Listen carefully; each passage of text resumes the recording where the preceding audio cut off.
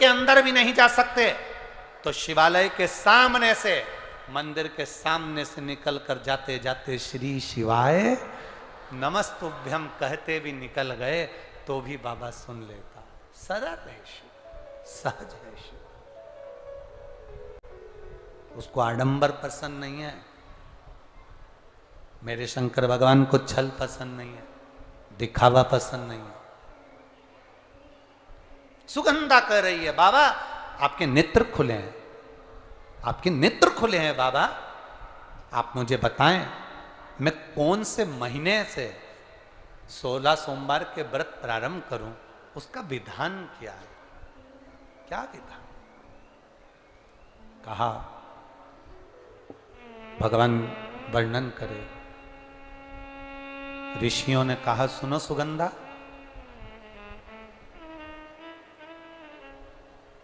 ये 16 सोमवार का व्रत कोई साधारण नहीं है। सुगंधा, संतान की प्राप्ति के लिए अगर 16 सोमवार का व्रत उठाया जाता है तो श्रावण के पहले सोमवार से उठाया जाता है। कब से उठाना चाहिए? श्रावण का पहला सोमवार। सुनो सुगंधा, यदि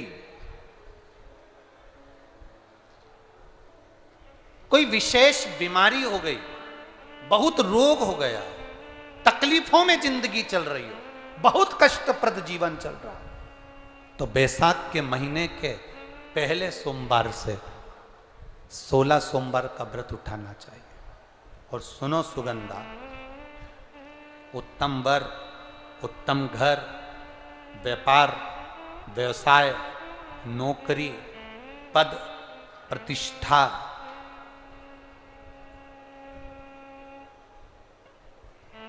के लिए अगर हमें व्रत करना है तो मार्गशीर्ष मास का पहला सोमवार से इस व्रत को प्रारंभ कर देना चाहिए।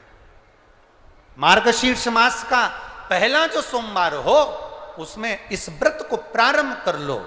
और सुनो सुगंधा, ये व्रत दोपहर के तीसरा जो पहर हो प्रदोष काल, उस प्रदोष काल के समय पर आप इस शिवलिंग की पूजन अपने घर में पार्थिव बनाकर स्मरण कर कर भगवान देव अधिदेव महादेव के लिए प्रसाद तैयार कर कर,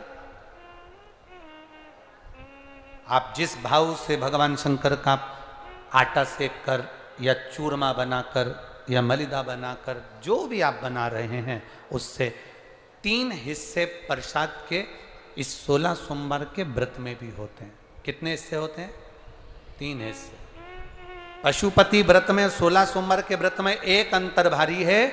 पशुपति व्रत में 2 हिस्से मंदिर में रह जाते हैं, एक हिस्सा अपने साथ आता है और स्वयं को खाना पड़ता है।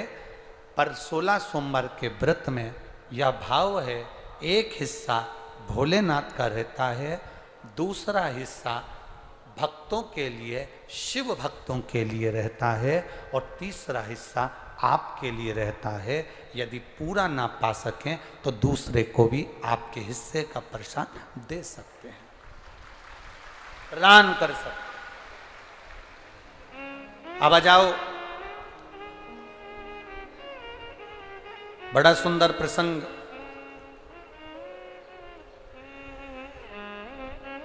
नरसिंह पुराण का आता है। एक बड़ा सुंदर प्रसंग आया। 16 सोमवार के प्रसाद को कई माताएं जब 16 सोमवार का उद्यापन करती हैं, 16 जोड़े आमंत्रित करती हैं और 16 जोड़ों को घर में बुलाकर जब भोजन कराती हैं, तो वो 16 जोड़े जो भोजन करने वाले होते हैं या 16 सोमवार के उद्यापन, हम तो आपसे यहाँ तक कहेंगे कि 16 सोमवार का उद्यापन अगर किसी के यहाँ मोहल्ले में, कॉलोनी में, घर में किसी के यहाँ हो रहा हो तो उसके यहाँ आप भोजन भंडारा खाने के लिए जाओ चाहे मत जाओ, पर 16 सोमवार का अगर प्रसाद का उद्यापन का अगर प्रसाद मिल जाए तो दोनों हथेलियाँ फैलाकर श्री शिवाय नमस्तुभ्यम कहकर, ओम नमः शिवाय बोलकर, नमः शिवाय बोलकर अपनी कामना कर कर, किसी के अगर उद्यापन हुआ हो, दोनों हथेलियां फैलाकर उससे थोड़ा सा प्रसाद मांगकर, उसी के दरवाजे पर खाकर आ जाइए, आपकी जिंदगी को सुख का अनुभव हो जाएगा। तो कोई पूछे ये कथा कहां से ली, तो आप बता देना नरसिंह पुराण में यह वर्णन आता है। कौन से पुराण में है? नरसिंह पुराण में वर्णन आया कि एक बहुरोमा नाम का एक दैत्य था, एक असुर बहुरोमा।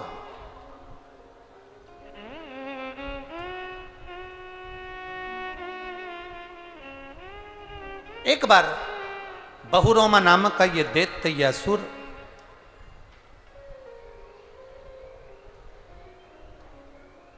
मार्ग से निकल कर जा रहा था और किसी एक ऋषिवर ने, एक गुरु ने, एक संत ने उस बहुरोमा दैत्य को देखा। नरसिंह पुराण का चरित्र। कोई आपसे पूछे कि 16 सोमवार के व्रत का प्रसाद का महत्व क्या है, क्या महत्व है? बहुत ध्यान देना, यहां पे माताएं पशुपति व्रत करती हैं। पशुपति व्रत अगर आप लोग करते हैं तो उसके 2 हिस्से मंदिर में छूटते हैं प्रसाद के। बोलो री जी हाँ, सही है। मंदिर में आप जो प्रसाद के 2 हिस्से छोड़कर आती हो, बहुत सारी माताएं व्रत करती है और वहां प्रसाद के हिस्से रखे रहते हैं।